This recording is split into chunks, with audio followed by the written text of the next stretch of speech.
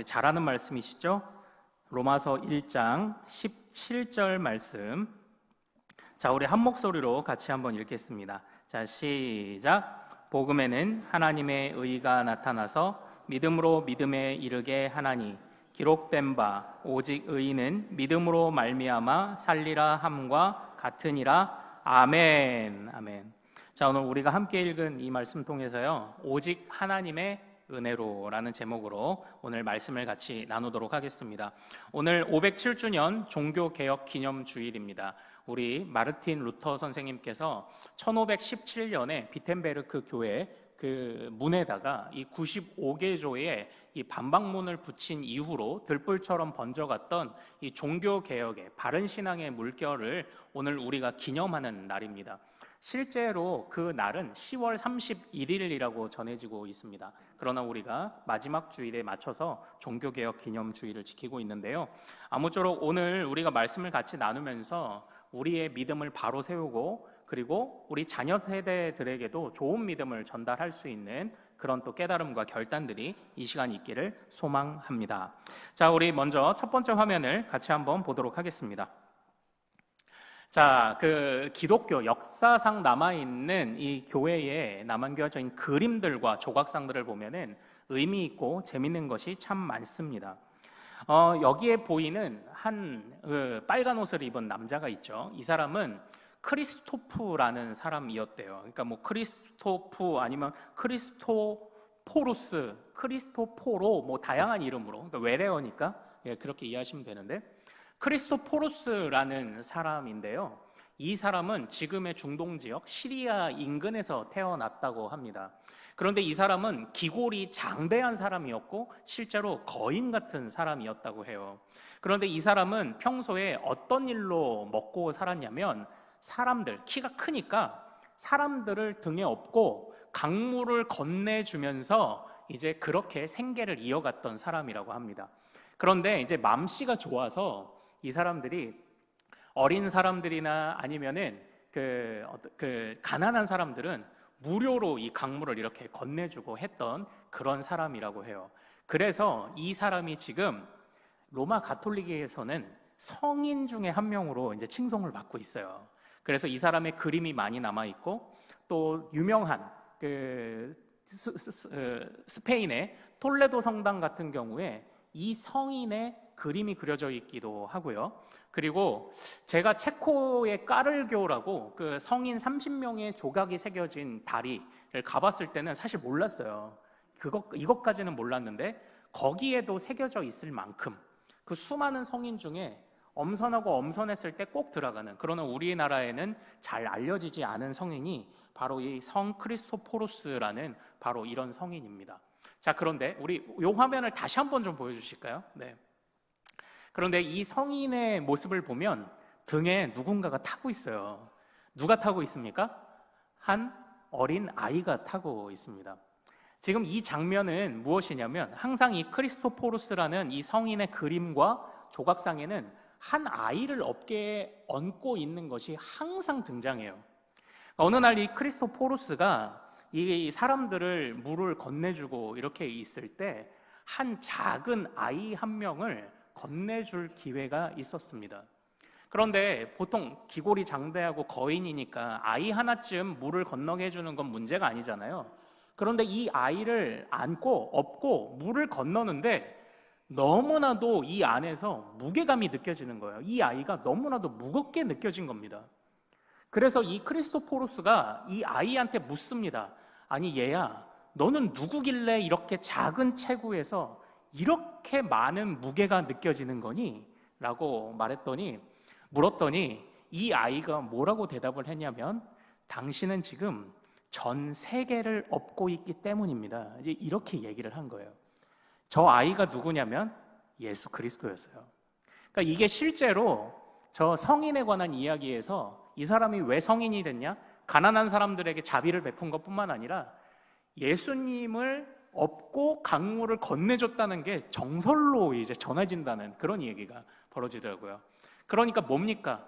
예수님은 한 그냥 아기로서 끝나는 게 아니라 온 세상의 죄짐을 짊어진, 당신은 지금 한 아기가 아닌 전 세계를 짊어지고 있기 때문에 그렇게 무겁게 느끼는 겁니다. 라고 이렇게 이 아기 예수님이 얘기를 했다는 겁니다. 자, 이제 화면을 내려주십시오. 이 그림을 보면 참 재밌죠. 그러니까 우리 이 다양한 주님이 주신 은사로 이 작가적 상상력을 가지고 이런 그림들을 그려내고 표현한다는 것이 정말 얼마나 놀랍습니까? 이 예수님의 무게감, 그래서 실제로 보면 이 크리스토포로스라는 이 거인이 꼿꼿이 서 있는 게 아니라 이렇게 숙이고 있는 모양으로 항상 그림이 그려지거나 그렇게 된다고 해요. 사랑하는 여러분, 이 그림에서 말씀드린 것처럼요, 이 세상의 모든 죄짐을 누가 짊어지셨습니까? 바로 우리 예수 그리스도가 짊어지신 줄로 믿습니다. 우리 예수님의 가치가, 우리 예수님의 은혜가 거기 있는 줄로 믿습니다. 이 온 세상의 짐을 그가 짊어지고 계신 거예요. 그렇기 때문에 오늘날 우리가 그 은혜를 누리는 자로서 이 예수를 우리가 소유했다는 것이 얼마나 이게 참 귀한 일인가, 우리가 좀 다시 한번 생각해 볼 수 있는 그런 그림인 것 같습니다. 지금부터 507년 전에 마르틴 루터가 바로 이것을 느꼈던 것 같습니다. 이렇게 좋으신 이런 예수님의 가치가 그 당시에 일반적인 교회에서 횡행하던 바로 그 삐뚤어진 구원론과 면벌부 또는 면죄부라는 것을 통해서 이 좋은 예수님이 자꾸 훼손당하는 것을 견딜 수 없어서 마르틴 루터가 95개의 질문을 던진 것, 거기에서부터 바로 이 종교개혁의 불씨가 시작된 것 아닙니까? 그때 그 마르틴 루터가 정말 심장처럼 여겼던 그 말씀 구절이 뭡니까? 그게 바로 오늘 1장 이 17절 말씀인 거예요. 그 당시에 그 마르틴 루터는요, 남들보다 좀 더 높은 도덕적 기준과 하나님 앞에서의 분명한 기준을 가지고 있었어요. 그래서 그 당시에 교회에서 가르치는 것처럼 그 당시에 나름대로 교회에서 가르치는 회개의 방법이 있었습니다. 그게 뭐냐면 그 신부들한테 가서 뭘 하죠? 회개한다고 할 때 고해성사를 하죠. 이 고해성사라는 것, 그리고 또한 이 성찬을 먹으면 회개한다, 이렇게 되어 있어요. 회개한다. 그러니까 그 당시에 이 로마 가톨릭이 가지고 있던, 그러니까 우리와 성찬의 개념이 조금 달라요. 지난주에 이제 제가 오후에도 말씀드렸던 것처럼 로마 가톨릭이 가지고 있는 성찬은 이 떡과 잔을 먹으면 그때 예수님의 살과 피로 변화된다는 거예요. 그래서 그걸 먹으면 그게 실제로 우리 안에서 회개의 역사, 주님의 살과 피를 먹었으니까 회개의 역사를 일으켜서 우리를 깨끗하게 한다고 이야기를 하고 있었던 것입니다. 그러나 우리 종교개혁가들은 어떻게 생각했습니까? 이것은 상징물이다. 상징물이 중요한 게 아니라 그 너머에 있는 하나님이 더 중요하다. 그러니까 예를 들어서 각 가정에 이제 어떤 우리 부모님이나 이런 분들이 남겨놓으신 유품이라는 게 있잖아요. 그럼 유품을 보면은 가슴이 아련하죠. 근데 그 유품 때문에 아련합니까? 그것을 보고 생각나는 우리 부모님 때문에, 먼저 가신 우리 가족들 때문에 내 마음이 아련해지는 거죠. 이 떡과 잔은 상징물이다. 그래서 이 떡과 잔으로 상징되는 주님을 우리가 온전히 깨닫는 게 더 중요하다. 이걸 가르쳤던 게 우리 종교개혁가들이에요. 그러니까 로마 가톨릭은요, 이 성찬이라는 게 말씀과 분리되어 있어요. 그냥 그 성찬 먹으면 무식한 자도, 그러니까 말씀을 안 가르친 겁니다, 성도들한테. 그러나 종교개혁가들은 아니에요. 이 먹고 마시는 이 성찬은 말씀과 반드시 연결되어야 돼요. 왜냐? 그 너머에 계신 주님을 바로 깨닫는 게 중요하니까. 이런 차이가 있었습니다. 그런데 어쨌든 성찬을 먹어도 마르틴 루터가 개운하지 않은 거예요. 확신이 없는 겁니다. 고해성사를 했는데도 내가 구원받았는지 확신이 없는 겁니다. 그래서 죄를 끊임없이 내 마음속에는 죄를 이길 수 없고 죄가 생각나고 고해성사를 하고 했더니 이 마르틴 루터가 수도사로 있을 때 그때에 담당하던 주임 신부가 뭐라고 얘기했냐면, 너 이런 것 가지고 고해성사 하러 좀 오지 마, 이렇게 얘기한 거야. 마르틴 루터는 지금 이게 하나님 앞에서 큰 죄라고 고민하고 있는 문제들이, 제 마음으로 죄를 지었습니다, 저 사람을 보고 제가 마음속으로 이씨 한번 했습니다, 이런 것들로 얘기를 하는데, 주임 신부는 야, 그런 거는 죄에도 못 들어가니까 너 그런 걸로 오지 마. 오히려 이렇게 얘기를 했다는 겁니다. 그런데 이 마르틴 루터는 하나님 앞에서의 정결, 그 높으신 하나님 앞에서의 정결을 생각할 때 아무리 고해성사를 해도 개운하지가 않은 겁니다. 야, 괜찮아, 이 정도는 괜찮아 해도 그 이야기가 귀에 들리지 않은 거예요. 그때 이 마르틴 루터가 발견한 게 뭡니까? 나의 힘으로는 안 되지만 하나님의 은혜로는 가능하다는 것을 오늘 이 1장 17절에서 깨닫게 되었던 겁니다. 그래서 이 1장 17절이 바로 이 마르틴 루터에게 심장과 같은, 그리고 한 번에 깨달음을 주는 빛과 같은 말씀이 되었다라는 바로 이거예요. 오늘 이 1장 17절 말씀을 보기 위해서요, 우리는 이 로마서의 배경을 조금 생각해 볼 필요가 있습니다. 이 로마서는요, 로마에 있는 성도들에게 사도 바울이 기록한 바로 그런 책입니다. 그런데 이 로마서의 시작 부분에서부터 이 책의 의미와 가치와 목적이 좀 드러나는데요, 우리 로마서의 배경, 그러니까 혼자 읽으실 때에도 조금 이해하기 쉽게 배경을 좀 먼저 살펴보도록 하겠습니다. 자, 우리 로마서 1장 1절을 같이 한번 읽어보도록 하겠습니다. 자, 같이 읽습니다.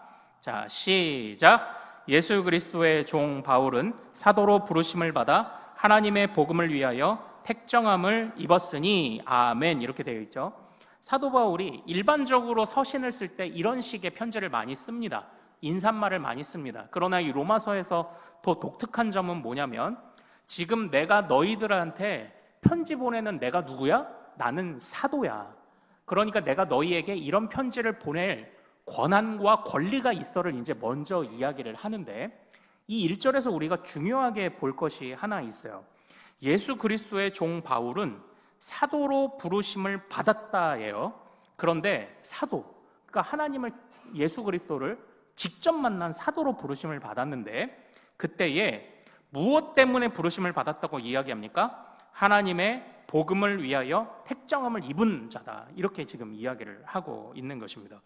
지금 사도 바울은 뭐라고 말하냐면, 복음을 위하여 내가 택정함을 입어서 사도가 되었다고 이야기를 하는 거예요. 그러니까 내가 너희에게 사도로서 지금 이 편지를 써서 너희를 권면할 건데, 내가 그럴 수 있는 이유는 복음으로 택정함을, 복음을 위해 내가 택정함을 받았기 때문이야.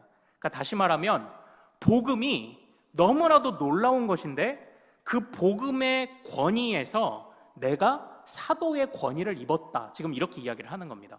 그러니까 지금 사도 바울이 가지고 있는 자기 자신을 높이 평가하는, 스스로 교회의 마땅한 지도자라고 평가하는 이유가 뭐예요?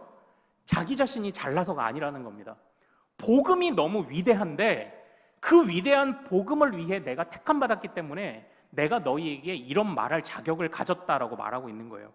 그러니까 지금 겉으로는 내가 권한과 권리를 가졌다지만 사실 속뜻은 복음이 이렇게 크고 좋은 것이다 라는 이야기를 지금 하고 있는 겁니다. 자, 그런데 이 복음, 사도 바울이 이해하고 있던 복음이란 건 무엇일까요? 사도 바울이 이해하고 있는 복음이 뭔가요? 여러분은 복음이 무엇이라고 생각을 하십니까? 그러니까 제가 이제 계속 이 복음에 관해서, 그리고 성화에 관해서 계속 강조를 하고 있는데 정리가 어떻게 좀 되시나 모르겠습니다. 그러니까 보통은 제가 예전에 그 노회에서 이제 전도사 후보생, 목사 후보생 고시를 볼 때에 면접자의 질문이 그거였습니다. 복음이 무엇인지 설명해 보십시오. 근데 제가 이제 나름대로 가지고 있는 것들을 설명했더니 그 목사님이 복음은 예수 그리스도의 십자가야, 이렇게 얘기를 했다고 제가 말씀을 드렸잖아요. 근데 저는 그게 틀리지는 않은데 부족하다고 생각을 했습니다. 그런데 이제 그 자리에서는 제가 대답했던 것이 그렇게 좋은 반응을 불러일으키지는 못했어요. 자, 그러면 한번 하나하나 뜯어보자고요. 사도 바울이 생각했던 복음은 뭘까요? 참고로 이 사도 바울이 활동할 당시에는 아직 신약 성경이 다 완성되지 않은 때였습니다. 그러므로 사도 바울은 이 복음을 구약 성경을 통해서 이해하고 있었어요. 이것부터가 놀랍죠. 복음이 구약에도 있었어? 이제 이렇게 생각을 하게 되는 거예요. 그래서 저는 그때 대답할 때 구약부터 아우르는 복음의 개념을 간단히 설명을 했는데 예수 그리스도의 십자가야, 이렇게 하시니까 이제 저도 조금 좀 아쉬웠던 거예요. 서로 아쉬웠던 거예요. 자, 그러면 구약 성경에서 사도 바울이 이해하고 있던 복음은 무엇인가요? 그건 선지자들의 메시지 속에 드러나고 있습니다. 제가 사랑하는 구절, 우리 화면을 보고 이사야서 52장 7절을 읽어보겠습니다. 시작. 좋은 소식을 전하며 평화를 공포하며 복된 좋은 소식을 가져오며 구원을 공포하며 시온을 향하여 이르기를 내 하나님이 통치하신다 하는 자의 산을 넘는 발이 어찌 그리 아름다운가. 아멘. 이렇게 되어 있죠. 여기서 나왔잖아요. 계속 띄워주세요.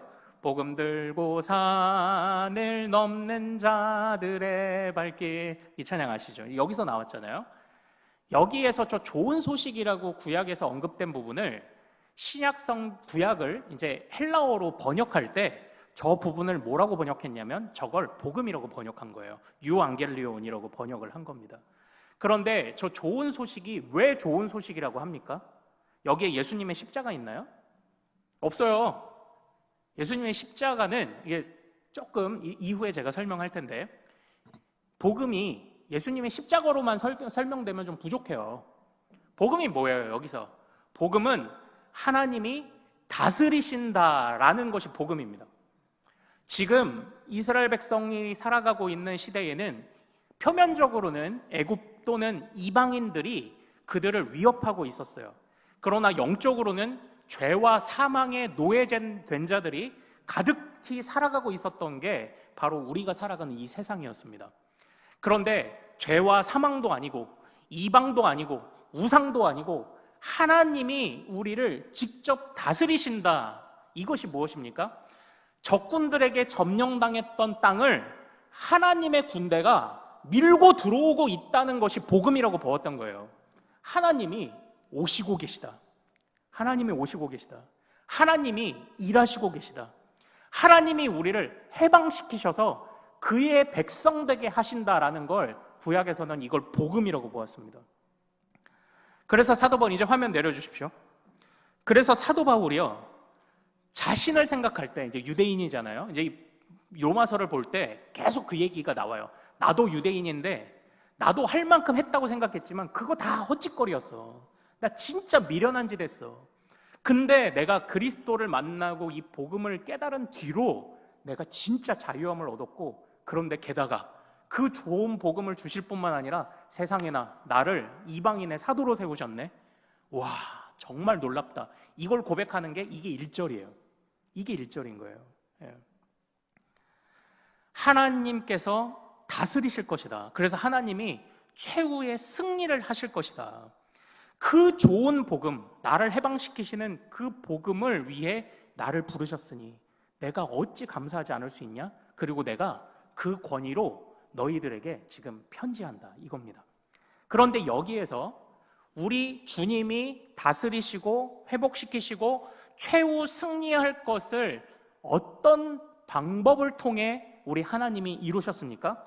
그게 바로 예수님의 십자가예요. 예수님의 십자가는 거기서 나와야 되는 거예요. 방법에서. 주님이 통치하신다. 자, 복음이 무엇입니까? 주님이 해방시키신다. 주님이 최종 승리하신다. 주님이 다스리신다. 어떤 방법으로 그걸 이루셨습니까? 그리스도의 십자가와 부활로. 그래서 제가 예수님의 십자가만 말하지 못하게 해요. 예수님의 부활까지도 말해야 완전체예요. 예수님이 죽으면 그냥 죽은 거지. 근데 예수님이 죽으셨지만 다시 살아나심을 통해서 이 세상 죄악들을, 이 세상 사람들을 노예로 삼고 있던 죄의 영향력을 이기신 거잖아요. 사망의 영향력을. 그래서 이제 로마서를, 이번 주는 가셔서 로마서를 쫙 정독을 해보십시오. 죄의 지배와 은혜의 지배가 대조되고 비교되고 있어요. 그걸 누가 이루셨냐? 예수님의 십자가와 부활까지 얘기해야 죄는 죽고 사망은 죽고 은혜가 살았다는 것이 거기서 보이기 시작을 하는 거예요. 그래서 우리 9절 말씀 같이 한번 읽어보도록 하겠습니다. 9절 말씀 같이 읽어봐요. 시작. 내가 그의 아들의 복음 안에서 내 심령으로 섬기는 하나님이 나의 증인이 되시거니와. 여기까지만 보죠. 네, 여기 잘 보십시오. 1절과 비교해서 복음을 수식하는 단어의 변화가 하나 생겼습니다. 어떤 변화가 생겼죠? 1절은 어떤 복음? 하나님의 복음이에요. 그러나 9절에서는 무슨 복음이라고 합니까? 그의 아들의 복음이에요. 이걸 보실 수 있어야 돼요. 하나님의 복음이 그의 아들이신 그리스도의 복음인 거예요. 왜 그렇습니까? 하나님이 다스리시고 최종 승리하고 통치하심을 그리스도가 죽음과 부활로서 이루셨거든요. 그리스도의 죽음과 부활로서 그 복음이 참된 것이 되었거든요. 그래서 하나님의 복음은 무엇과 같다? 그의 아들의 복음, 그리스도의 복음과 같다라는 것을 지금 이야기를 하고 있는 겁니다. 그래서 지금 사도 바울이 이 좋은 예수님을 로마 교회 너희들이 가졌구나. 그래서 지금 흐뭇해하고 있는 거예요. 참고로 로마 교회는 사도 바울이 세우지 않았어요. 자발적으로 생겨났어요. 그러니까 사도 바울이 얼마나 더 기뻐요. 이 좋은 복음을 받은 내가 사도로 세움 받아서 너희와 말씀으로 교제할 수 있다고 하니 내가 너희를 이렇게 해서 만나보고 싶은데 내 마음이 얼마나 기쁜 줄 아느냐. 너희가 하나님의 복음이 예수의 복음이라는 것을 정확하게 알고 있구나. 거기에서 지금 기뻐함으로 편지를 쓰고 있는 겁니다. 기뻐함으로. 자, 그런데 우리 9절 말씀을 다시 한번 잘 보세요. 여기서 중요한 표현이 등장해요. 복음이 무슨 복음이라고요? 그의 아들의 복음이죠. 그러니까 여기서 사도 바울이 지금 바른 복음이 무엇인지를 말해주고 있습니다. 그리고 바른 믿음은 뭘까요? 그럼 여기서 9절에서 내 심령으로 섬기는, 마음과 뜻과 힘을 다하여 섬기는, 지금 바른 믿음이 무엇인지를 보여주고 있어요. 바른 복음은 뭐다? 그리스도의 복음이에요. 하나님의 복음, 주님이 다스리신다. 이것이 성취되었다를 믿는 게 복음이에요. 바른 믿음은 뭐죠? 내 심령에서부터 우러나오는 믿음. 한순간 그냥 믿는 듯한 느낌이 아니라 내 전 심령을 통하여 마음과 뜻과 힘을 다하여 그것을 신뢰하고 따라가고자 하는 그 믿음이 바른 믿음이다라는 것을 보여줘요. 그리고 그의 아들의 복음 안에서 내 심령으로 섬기는 하나님이, 그 하나님이 나의 증인이 되시거니와. 잘 보십시오. 하나님의 증인. 여기선 우리가 무엇을 봐야 합니까? 우리의 복음과 우리가 가진 믿음은 우리의 증인 되시는 하나님께 바른 평가를 받아야 돼요. 이게 진짜라고 이야기를 하는 겁니다. 이게 진짜 믿음이에요. 그러니까 우리가 일평생 신앙생활을 어떻게 해야 되냐면요, 바른 믿음을, 바른 복음을 가졌는가, 요거 초점을 맞추고, 바른 믿음을 가졌는가, 하나님 보시기에도 올바른가, 요거 세 가지만 신경 쓰면 우리가 믿음 생활을 잘하게 되는 겁니다. 그런데 지금 로마 교회가 그걸 잘하고 있는 거예요. 그래서 사도 바울이 기뻐가지고 이 편지를 쓰는데, 자, 이제 그 뒤에 보면요, 우리 11절에 가면 이 편지를 쓴 목적이 등장을 합니다. 자, 우리 이 편지를 쓴 목적을 같이 한번 읽어보도록 하겠습니다. 11절 시작. 내가 너희 보기를 간절히 원하는 것은 어떤 신령한 은사를 너희에게 나누어 주어 너희를 견고하게 하려 함이니. 아멘. 이렇게 되어 있어요. 근데 여기서 어떤 신령한 은사라고 이렇게 되어 있잖아요. 근데 이게 뭐 어떤 놀라운 막 갑자기 사도 바울도 병 고치고 사람도 살리고 한 적이 있지만 그런 것만이 아니라 여기서 신령한 은사를 나누어 주고자 한다라는 말과 또 한 번 15절을 한번 같이 읽어보죠. 자, 시작. 그러므로 나는 할 수 있는 대로 로마에 있는 너희에게도 복음 전하기를 원하노라. 이렇게 되어 있잖아요. 그러니까 지금 사도 바울이 주고자 하는 신령한 은사는 사실 뭔가요? 복음이에요. 복음. 어떤 막 능력이 나타나고 병 고치고 사람 고치고 이게 아니에요. 복음이에요. 왜 그렇죠? 복음이 제일 좋은 거니까 그래요. 그러니까 너희들이 이 복음을 가지고 있는 거 너무 잘하였는데 내가 빨리 너한테 가서 그 복음을 더 알려주고 싶어. 그리고 내가 가진 은사와 같이 내가 이 복음을 이방인들에게 전하는 것처럼 너희도 그 복음을 능수능란하게 전할 수 있도록 가르쳐주고 싶어.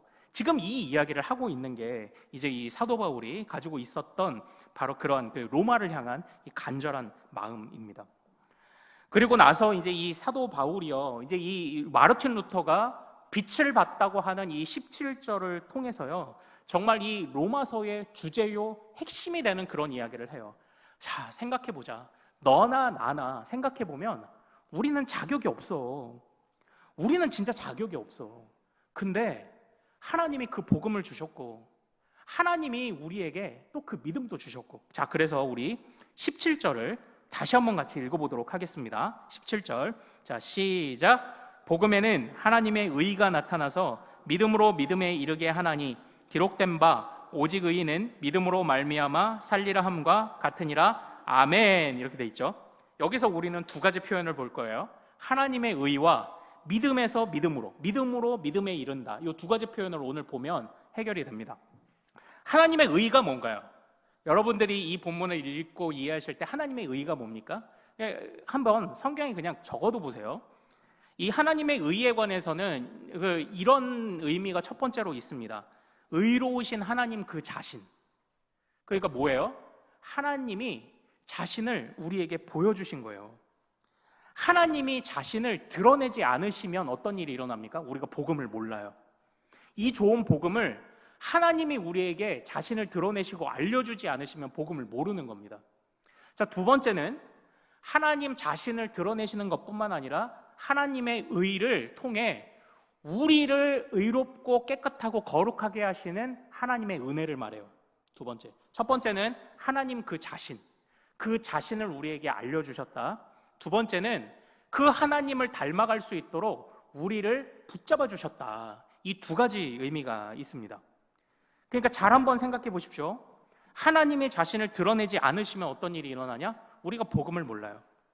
또 하나님이 우리를 의롭게 하지 않으시면 어떤 일이 일어납니까? 우리가 복음을 믿을 수 없어요.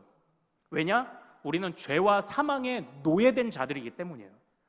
모든 사람이 어떻게? 죄를 범하였음에 하나님의 영광에 이르지 못했더니. 그러니까 주님이 그렇게 주님을 알지도 못하고 그리고 하나님의 영광도 생각조차 할 수 없는 자들에게 하나님이 나타나신 거예요. 그래서 그 좋은 복음을 주신 겁니다. 뿐만 아니라 그 복음을 믿을 수 있도록 자신의 의로움을 닮아갈 수 있도록 우리를 변화시켜 가시는 거예요. 그러니까 하나님의 의가 뭐예요? 두 가지로 묘사되는 거예요. 첫 번째, 하나님 그 자신을 드러내심. 이렇게 적어놔 보세요. 그리고 두 번째, 뭐다? 우리를 의롭게 하시는 하나님의 은혜. 이 두 가지입니다. 그러니까 우리가 지금 어떻게 됐어요? 사도 바울도, 죄인 중에 괴수인 사도 바울도, 그리고 이방인들인 로마 교인들도 하나님의 성도가 되었다라는 겁니다. 바로 마르틴 루터가 이 안에서 전적인 하나님의 은혜를 발견한 거예요. 그래 하나님이 자신을 드러내주지 않으셨다면 나는 복음을 몰랐을 거야.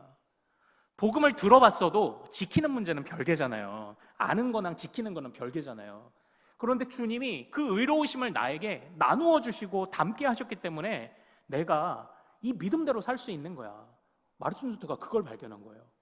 그러니까 내가 생각하면 하나하나 내 자신을 보면은 나는 죄를 씻을 수 없는 사람이에요. 근데 저 주임 신부를 보면은 이건 죄라고도 여기지 않는 죄에 관해서 감각이 없는 자일 뿐이에요. 우리 모두를 보니까, 나를 보니까 다 못난 사람들 뿐인 거예요. 그런데 우리를 위해서 사도 바울을 택하신 것처럼, 로마 교인들을 택하신 것처럼 이 독일의 변방에 있는 나에게 하나님이 자신을 드러내셨다? 하나님이 자신을 드러내시는 것을 예수 그리스도의 죽음과 부활로 확증시켜 주셨다? 그리고 지금 오늘도 나를 붙잡으셔서 내 믿음이 자라게 하신다? 이걸 보고 마르틴 루터가 빛을 발견한 겁니다. 빛을 본 거예요. 거기서 하나님이 우리를 이렇게 인도하시는구나. 전적으로 하나님이 우리를 도우시지 않으면 우리는 아무것도 아니구나. 이걸 발견하게 된 겁니다. 그래서 뭐라고 말합니까? 믿음으로 믿음에. 이건 쉽게 생각하십시오. 우리 믿음으로 믿음에 이른다라는 말은 이렇게 한번 따라해 보겠습니다. 같이 따라하겠습니다. 처음에도, 매일마다, 끝까지 믿음이 중요하다. 이거예요. 어렵게 생각하지 마십시오. 그냥 내가 주님을 처음 믿으려고 할 때 그때 한번 나 믿어요 하고 끝나는 게 아니에요. 매일매일 주님이 자신을 드러내셔야 하고 매일매일 주님이 우리를 깨끗하게 하시는 은혜를 주셔야만 하기 때문에 믿음은 언제 필요해요? 매일매일 필요한 거예요. 처음에도, 매일매일, 언제까지? 끝까지. 그래서 이 마르틴 루터가 이 믿음, 그래서 어떤 믿음이요? 바른 믿음. 주님이 인정하시는 이 바른 믿음을 위해서. 그래서 여기서 발견을 하는 겁니다. 어떻게 해야 바른 믿음이 생기냐? 첫 번째, 성경을 제대로 알아야 된다. 그래서 성경을 번역하고 가르쳤잖아요. 그리고 성경이 말하는 대로 성도들에게 바로 가르치며 바른 믿음으로 살도록 해야 한다. 그래서 어떻게? 처음 교회에서뿐만 아니라 성도들의 삶을 하나하나 다 감찰하기 시작을 한 거예요. 제대로 사는지, 말씀대로 사는지, 교회에 오면 다 믿는다고 하니까 실제 밖에서 그러고 사는지 다 감찰하기 시작하는 겁니다. 그리고 또 어떻게 해요? 기도하고 예배하며 당금질 하는 거예요. 하나님, 우리가 정말 주님이 인정할 만한 믿음을 가진 게 맞습니까? 이렇게 했으니까 믿음이 안 자라나겠어요, 이게? 이러니까 믿음이 자라나죠. 이게 안다고 생각했지만 사도 바울은 사실은 모르던 사람이었다라는 것을 이 로마서 안에서 계속적으로 고백을 합니다. 자신은 유대인으로서 안다고 생각했어요. 그런데 사실은 모르는 자였어요. 아무리 유대인이고 아무리 머리에 든 게 많아도 자신이 하나님 앞에 정말 닿을 수 없는 존재라는 것. 야, 나는 택함 받은 백성이지, 말씀도 알지, 금식도 하지, 바리새인 중에 나는 가말리엘의 문화생이지, 제자지, 나이가 이렇게 랍비지, 나는 뭐 구원이 따놓은 당상이지. 근데 그게 아니었던 거예요. 매일매일 하나님이 은혜를 주지 않으시면, 그러니까 이 바리새인들이 뭘 잘못한 거냐면요, 그냥 한 번 깨닫고 한 번 안 걸 가지고 그걸 가지고 내가 하면 될 거라고 생각했던 거죠. 사실은 할 수 없는 자였는데, 하나님의 영광에 닿을 수 없는 자였는데 그런 착각을 했던 겁니다. 그러니까 이게 모르는 자가 열심만 가지고 있으니까 이렇게 지금 삐뚤어지는 거예요. 모르는 자가 열심만 있으니까 삐뚤어지는 겁니다. 지금 그걸 지금 우리 사도 바울이 이제 깨달았던 겁니다. 사랑하는 여러분, 저는요, 이 루터 선생님이 또 많은 종교 개혁자들의 이후에 우리에게 그 남겨준 교훈의 가치가 뭐냐면요, 말하자면은 그들이 바라볼 때 이 그 당시에 교회가 말하던 하나님께 나아가는 이 구원의 방법은요, 이게 확실하지가 않은 거예요. 그냥 가능성이었던 거예요. 그러니까 어떤 것도 확신을 주지 못하고 있었던 겁니다. 그러나 그 속에서 우리가 후대에 전해야 할 것은 가능성, 구원받을 가능성을 전하는 것이 아니라 확실한 구원을 전해야 한다는 것을 그들이 깨닫던 거예요. 오늘날 우리도 이 말씀에 도전받기를 소망합니다. 우리는 다음 세대에게 무엇을 가르치겠습니까? 구원의 가능성을 가르칠 거예요? 아니요. 우리는 확실한 구원을 가르쳐야 될 줄로 믿습니다. 그러므로 우리가 어떻게 해야 돼요? 우리가 부지런히 배워야 돼요. 부지런히 배워서 어떻게 합니까? 부지런히 믿어야죠. 부지런히 믿어서 어떻게 합니까? 하나님 앞에서 평가받아야죠. 언제요? 매일매일 그렇게 평가를 받아야죠.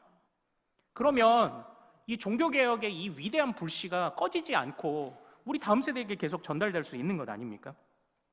저는요, 이 루터의 이 종교개혁적 가르침이 그 이후에 많은 칼빈도, 얀 후스도, 쯔빙글리도 이 많은 이 가르침들이 오늘날 우리에게 어떤 의미를 주나요? 적어도 이 종교개혁이 일어나던 시대에는요, 그 당시에 교회가 말하는 삐뚤어진 구원론에 관해서 책망하였지만 그들이 삐뚤어졌지만 그 교회는요, 적어도 하나님이 살아계시다는 건 인정하고 있었어요. 그건 아무도 의심 안 했어요. 그러나 오늘날 어떻습니까? 저는 오늘날 우리가 더 힘든 시대를 살아가고 있다고 생각을 해요. 왜냐? 하나님이 살아계심조차도 인정 안 하거든요. 여러분, 사실은 제가 이제 조금 넋두리를 그냥 한번 조금 하겠습니다. 제가요, 나중에 목회를 하면 저는 16세기처럼 목회하고 싶지 않았어요. 16세기가 뭐냐면 이 종교개혁 시대 때문에 이 교회와 이 종교개혁가들이 맨날 싸웠습니다. 네가 옳으냐 내가 옳으냐. 그래서 교회에서는 이 종교개혁가들이 어떻게 보면 이게 정통주의 시대라고 해요. 우리가 정통이다, 종교개혁으로 정통을 되찾자라고 하면서 교회 안에서 이 성경의 바른 진리들을 가르치기 시작을 했던 겁니다. 그러다 보니까 이게 의도치 않았던 부작용이 생기는데 뭐냐면 한 번도 이런 교육을 받지 않았던 사람들이 교회를 떠나기 시작했던 거예요. 그래서 사실은 제가 16세기처럼 목회하고 싶지 않았다는 게 뭐냐면 이 강단에서 이게 옳고 저게 그르고 이런 얘기로만 채우고 싶지 않았는데, 정말 죄송합니다. 사실 요즘 제 설교, 교리 설교 들으니까 듣기 어려우시죠. 근데 제가 몇 달 전부터 느끼는 건 우리가 사는 시대가 더 혼란한 시대예요. 하나님을 인정조차 하지 않는 시대인데, 그래서 제가 마음을 먹었다니까요. 내가 부작용이 좀 있을 수 있어요. 알아듣지 좀 못할 수도 있어요. 그런데 구원의 가능성이 아니라 확실한 구원을 전해야 하는 책임을 가지고 있다는 생각을 하니까 제가 이런 설교를 하지 않을 수 없었던 거예요. 여러분, 어려워도 좀 들으십시오. 따라오셔야 됩니다. 예. 구원의 가능성만 가지고 계실 거예요. 확실한 구원을 가지셔야죠. 그러니까 어떻게 해야 됩니까? 바른 복음, 바른 믿음, 하나님 앞에서의 바른 평가. 제가 지금 계속 그걸 하자고 하는 거 같잖아요. 그러니까 우리가 이 길을 어려워도 나아가야 돼요. 예. 그래서 사실은 이제 딱딱하게 목회하고 싶지 않았어요. 그런데 해야 되겠더라고요. 이 시대가 그렇습니다. 이 시대가. 사랑하는 여러분, 그래서 오늘 이러한 상황 속에서 루터가요, 그래서 성도들을 가르칩니다. 성도들을. 바른 복음을 깨달으십시오. 바른 복음을. 그리고 교회가 아니라 실제 삶의 현장으로 나가서 거기서 믿는 자답게 좀 살아가십시오. 이렇게 이야기를 해요. 여러분들 한번 질문을 드려보겠습니다. 제가 이제 사실은 이제 체중이 어디를 가나 거의 고정이에요. 이게 80kg 후반대로 이렇게 거의 고정이라 늘지도 않고 줄지도 않고 그래요. 다이어트도 좀 하거든요. 다이어트를 몇십 년째 하고 있어요. 근데 잘 생각해 보세요. 제가 살이 안 빠지는 이유가 기도를 안 해서일까요? 운동을 안 해서일까요? 기도하면 살 빠져요? 제가 살이 안 빠지는 이유가 기도를 안 해서인가요? 운동을 안 해서인가요? 한번 대답해 보세요. 운동을 안 해서지. 운동을 안 해서지. 운동을 안 해서죠. 근데 루터가 볼 때 그 당시에 사람들이 그런 것 같은 겁니다. 교회에 와서는 다 아멘 하는데 실제 밖에 나가면 일상이 다 무너진 거예요. 그러니까 일상이 다 무너져 있는데 바른 믿음이 성장하겠느냐? 이제 그걸 루터가 계속적으로 이제 꼬집고 있는 겁니다. 아니, 바른 믿음이 있으면 바르게 살아야지. 하나님의 뜻대로 하나님의 영광 위에 하나님의 기쁨대로 하나님을 사랑하고 이웃을 사랑하며 살아야 되는데 왜 너희들 그 일상을 그렇게 너희들이 소중하게 여기지 않니? 그 일상을 소중하게 여기며 좀 살아가 달라는 그런 호소를 하는 겁니다. 그러니까 기도했으면 나가서 살아, 이거 얘기를 하는 거예요. 제가 살이 빠지려면 어떻게 해야 됩니까? 주여 의지를 주옵소서 하고 기도를 해야죠. 기도하고 나가서 어떻게 해요? 그 의지를 발휘해야 되잖아요. 그런데 기도만 하면 살 빠져요? 안 빠져요. 루터가 볼 때 그 당시 사람들이 그런 겁니다. 교회에서 다 줘야 하는데 나가서 제대로 안 살아. 의지가 없어요. 하나님의 백성답게 살 의지가 없는 거예요. 그게 바른 믿음도 아니라고 말하는 거고, 그러면 절대 거룩하게 될 수 없다고 이야기를 하고 있는 겁니다. 사랑하는 여러분, 그러므로 오늘 이 오직 하나님의 은혜로라는 이것을 우리가요 매일매일 이 말씀을 고백할 수 있기를 소망합니다. 그때에 우리가 진짜 구원에 이르러요. 더 견고한 구원에 이르게 될 줄로 믿습니다. 저는요 이제 오늘 우리가 읽은 이 말씀이 있잖아요. 오늘 우리가 이제 이 서울에서 벌어지는 행하는 이 집회를 저도 귀하게 여기지만 염려되는 부분이 있어요. 그냥 행사로 한번 끝날까봐 제가 사실은 염려가 돼요. 여기서 기도했으면요 어떻게 해야 될까요? 기독교인들이 나가서 각자 자리에서 할 수 있는 것대로 주님이 주신 의지를 가지고 살아야 돼요. 매일매일 주님의 은혜를 구하며 못난 나의 의지를 채찍질하면서 하나님의 뜻대로 살아야 이 악법이 저지돼요. 안 그러면요 저는 그냥 행사만 하다가 끝나는 경우 많이 봤습니다. 그래서 그거에 제가 행사를 잘 하지 않는 이유이기도 해요.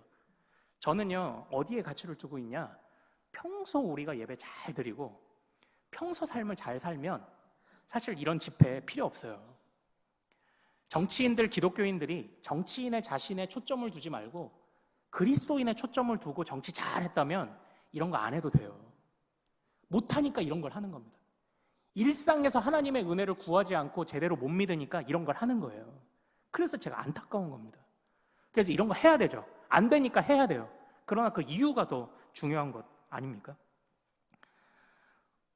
우리는 이전에 2007년에 평양 대부흥 100주년 기념이라고 부흥 집회 엄청 했습니다. 그런데 그때 부흥이 일어났나요? 아니요. 한국교회가 그 다음 해에 오히려 더 쇠퇴했어요. 행사는 요란하게 했는데 부흥은 일어나지 않았습니다. 왜 그럴까요? 그냥 행사만 했기 때문은 아닐까요? 종교개혁은요 큰 이벤트로 처음부터 시작하지 않았습니다. 그냥 자신의 일상 속에서 하나님 앞에 바로 서고자 하는 사람들의 몸부림이 있었는데 모두가 그냥 자기 자리에서 충성을 다했을 뿐인데 그때 하나님이 그걸 전 유럽을, 전 세계를 휩쓰는 불길로 하나님이 퍼뜨리신 거예요. 처음부터 하나님이 큰 걸 주시지 않았어요. 한 사람의 마음을 움직이시고 그 사람이 자신의 일상에서 주님 앞에 충성하였을 때 그때 그것이 들불처럼 번져갔던 거라고요. 언제 우리 기독교가 처음부터 크게 큰 행사하는 게 기독교였습니까? 매일매일 하나님과 교제하고 주일마다 모여서 하나님께 예배하고 기독교는 이걸로 충분한 거예요. 그런데 일상이 안 되니까 자꾸 큰 행사를 하게 되는 것 아니겠습니까? 이제 제가 이런 좀 딱딱한 설교들도 또 하고 하지만요, 또 이제 위로도 받고 싶고, 그런 말씀들도 좀 많이 들어요. 제가 솔직히 많이 요새 듣습니다. 그러나 사랑하는 여러분, 정말 제가 정말 가슴 깊이 다시 한번 좀 호소할게요. 주님이 우리에게 위로 주시고 나에게 꼭 맞는 말씀 주시고 이러기도 바라잖아요. 근데 저는 여러분들께 부탁합니다. 하나님이 살아계시다는 것보다 더 큰 위로가 있을 수 있느냐? 하나님이 살아계시다라는 걸, 그 하나님이 나를 구원하셨다는 것보다 더 큰 위로가 있을 수 있느냐, 이거예요. 시간이 많이 가가지고 제가 사실은 이 뒤에 재미난 예화도 있는데 이제 오늘 그거 뺄게요. 아니, 뭐냐면 제가 포항으로 이사 오기 전에 사실은 저기 윗지방에 살 때 그 포항시 인증 물회집 이런 데 제가 가보고 와, 물회 맛있다 이랬는데, 제가 포항에 내려와서 제가 물회 맛집들을 쫙 돌아다니고 있거든요. 지금까지 와서 1년여에 제가 먹은 물회가 그래도 못해도 50그릇은 넘을 것 같아요. 그러니까 엄청 먹는 거지, 물회를. 그런데 옛날 물회가 생각이 안 나. 여기 오니까 물회가 진짜 맛있는 거예요. 그러니까 물회의 끝판왕을 만나니까 이전 게 생각이 안 나는 거예요. 이전 게 생각이 안 나는 거죠. 그것처럼 살아계신 하나님, 그 위대한 복음의 은혜를 맛봤는데 무슨 위로가 더 필요하겠어요? 그것보다 더 큰 위로와 은혜가 어디 있다고, 무슨 위로가 더 필요하겠느냐고요. 제가 저와 여러분이 그걸 나눌 수 있기를 지금 바라는 그 마음이 제 안에 가득합니다. 제가 지금 계속 그 얘기하고 있잖아요. 하나님은 살아계십니다. 하나님은 우리 안에서 역사하십니다. 그 하나님을 따라갑시다. 그 얘기를 지금 한 석 달간 지금 하고 있는 것 아닙니까?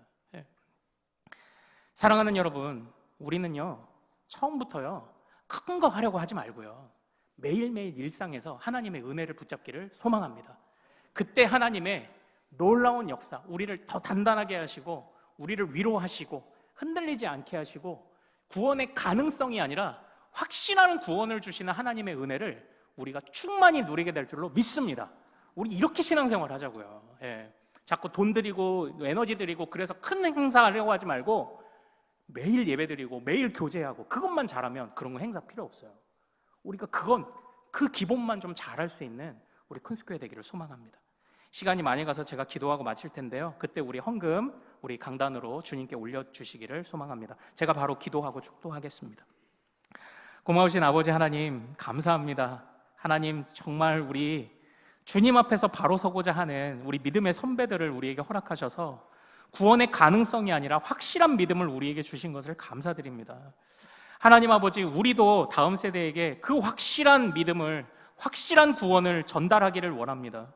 구원의 가능성이 아니라 확실한 구원을 전달하고 나도 그 확실한 구원으로 무장되기를 원합니다. 하나님, 오늘 우리가 깨달았던 것 굳게 붙잡아서 실제 우리의 매일의 삶의 현장에 하나님의 은혜를 구하며 우리의 의지를 붙잡아 주시기를 구하며 매일매일 주님과 동행하는 그저 조용한 혁명으로, 그 조용한 개혁으로 매일매일 우리가 살아갈 수 있도록 하나님 인도하여 주옵소서. 하나님, 그러나 삶에 어려움이 있습니다. 고난도 있습니다. 그래서 우리 사랑하는 성도들이 삶의 현장에서 그리고 먹을 것, 입을 것을 위해 눈물 흘리며 애통하며 고통하는 자들도 있습니다. 그래도 주님의 은혜를 생각하며 예물 올려드리고 이 자리를 잊지 않고 또한 예배하옵나니 하나님, 주님께 나온 모든 백성들 영으로 육으로 채워주시옵소서. 매일매일 주님의 은혜가 필요합니다. 주여, 바른 복음, 바른 믿음, 주님이 인정하시는 바로 그 평가까지도 우리가 어느 것 하나 흐트리지 않고 우리 믿음의 선배들과 같이 확실한 구원과 담대함으로 살아가는 주의 백성들 되도록 인도하여 주옵소서. 우리 주 예수 그리스도 이름으로 기도합나이다. 아멘. 이제는 우리 주 예수 그리스도의 은혜와 하나님의 사랑과 성령의 교통하심이 참으로 우리를 온전하신 하나님의 은혜로 바른 복음도 알려주시고 바른 믿음도 알려주시고 우리의 의지도 붙잡아 하나님 앞에 부족함이 없는 거룩한 자 되게 하시는 그 은혜를 매일매일 붙잡고 살아가기를 다짐하는 쿤숨의 모든 가족들과 자녀들 위해 살아계신 주님이 나의 아버지라는 것이 그 어느 것보다도 가장 큰 위로임을 고백하는 우리 모든 형제 자매들 자녀들 위해 이제로부터 영원토록 항상 함께 있을지어다. 아멘.